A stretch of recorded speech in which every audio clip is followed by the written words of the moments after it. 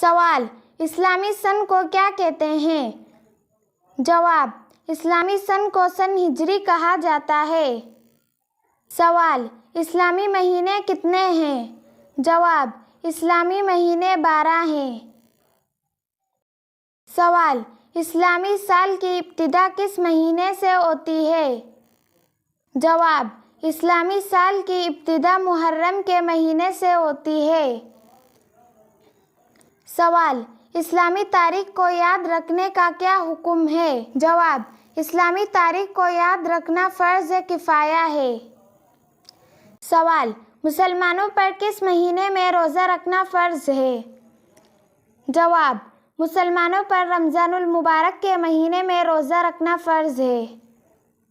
سوال: عید الفطر کسے کہتے ہیں؟ جواب: شوال کے مہینے کی پہلی تاریخ کو جو عید ہوتی ہے اس کو عید الفطر کہتے ہیں۔